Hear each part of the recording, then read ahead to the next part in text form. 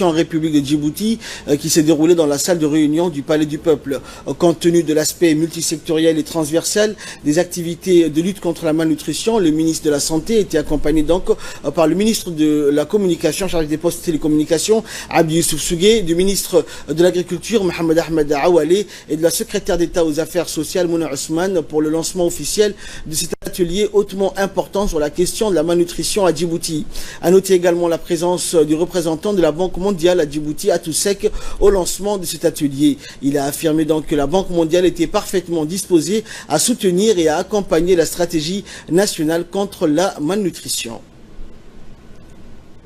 Les enfants qui ont une bonne santé, éviter ce qu'on appelle le retard de croissance. Je pense que nous sommes tous là pour viser zéro retard de croissance dans le plus court délai possible pour avoir les meilleures ressources humaines possibles pour Djibouti. Et monsieur le ministre, vous pouvez compter sur la Banque mondiale comme nous l'avons dit et nous sommes avec vous. Nous sommes disposés à mobiliser les ressources nécessaires pour appuyer ce programme, que ce soit des ressources techniques, des ressources financières.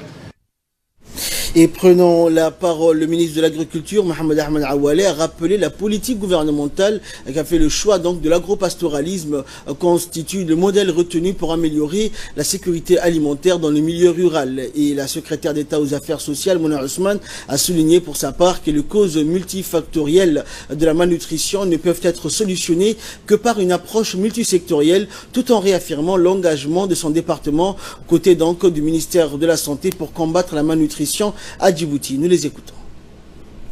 Pasteur qui dispose d'une palette de diversité d'aliments. Nous avons fait la comparaison pour leurs enfants qui vont à l'école. Nous avons constaté que de loin, l'agropasteur qui dispose des œufs parce qu'il a des poulets, qui dispose des chèvres laitières pour le lait, qui dispose des dattes, qui est un élément nutritif très important, qui dispose des légumes. Cette personne, vraiment, il a ses enfants qui disposent d'une diversité d'aliments bien équilibrée. Et donc, la tendance est aujourd'hui à la sédentarisation, à l'agropastoralisme, pour que toute la population rurale puisse être fixée au niveau des écoles, au niveau des dispensaires, pour qu'ils puissent non seulement bénéficier de l'école et de la santé. C'est un honneur pour moi aussi de participer aujourd'hui à ce lancement de la stratégie de prévention des différentes formes de malnutrition. Ça montre que le problème de la malnutrition est un problème très multisectoriel et qu'il est nécessaire à ce que chaque département ministériel puisse jouer son rôle.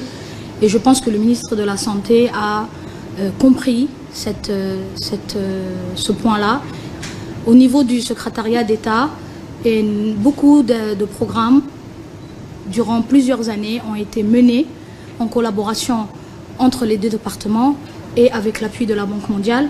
C'est des programmes qui ont fait leurs preuves, qui ont montré des évolutions et pour lesquels aujourd'hui d'autres questions ont été posées. Il a été nécessaire d'associer d'autres structures et c'est pour cette raison qu'aujourd'hui on voudrait que ce volet très ouvert de la lutte contre la malnutrition soit comprise par tout le monde et l'engagement de chacun est très important.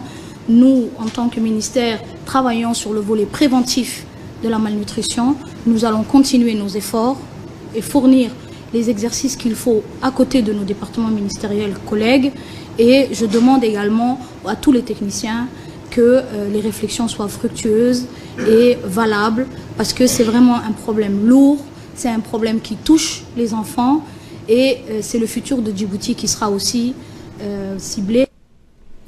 Et clôturons la série des interventions. Le ministre de la Santé, Dr Djama Elmi, a souligné la nécessité d'assurer et de garantir le rôle de leadership du département de la Santé dans la coordination de ses activités de lutte contre la malnutrition avec l'ensemble des départements concernés. Nous l'écoutons. Cet atelier de présentation et de validation technique au document de la stratégie nationale de prévention de la malnutrition. Cette stratégie vise à lutter contre les différentes formes de malnutrition en République de Djibouti et va permettre à notre ministère de mieux cibler les interventions nutritionnelles préventives et multisectorielles. en droite ligne avec la vision stratégique 2035 initiée par son Excellence le Président de la République, son Excellence M. Ismaël Omar Guelleh. Je vous exhorte donc à analyser minutieusement le travail qui vous sera présenté et vous assurer qu'il réponde au contexte spécifique de notre pays. Nous devrons, dans le cadre de cette stratégie, nous concentrer sur un ensemble d'interventions à bon rapport coût-efficacité et essentiel au développement optimal de l'enfant, afin de lui permettre d'atteindre son plein potentiel. Mesdames et messieurs, je voudrais profiter de cette occasion pour affirmer, une fois de plus, l'engagement de mon département à assurer son rôle de leadership dans la coordination des activités de lutte contre la malnutrition avec l'ensemble des départements concernés et assurer que la prévalence du retard de croissance soit réduite significativement pour un développement socio-économique durable de notre pays. J'insiste sur la nécessité d'agir dans le cadre d'une collaboration. Le secteur de l'éducation, de l'eau, de l'assainissement, de l'agriculture et de la protection sociale devront se mobiliser aux côtés du département pour faire de Djibouti un pays exempté de la malnutrition sous toutes ses formes. Dans le même sens, nous sommes actuellement engagés dans le processus d'adhésion de notre pays au mouvement pour le renforcement de la nutrition, SOM. Et nous mettrons tous les efforts nécessaires sur une dynamique communautaire, car nous le savons, l'essentiel du travail de prévention de la malnutrition doit se faire à ce niveau. Je voudrais remercier les départements multisectoriels qui travaillent en étroite collaboration avec le ministère de la Santé, nos partenaires au développement, en premier lieu la Banque mondiale, l'UNICEF, qui accompagnent nos efforts dans le domaine et souhaite à tous des riches discussions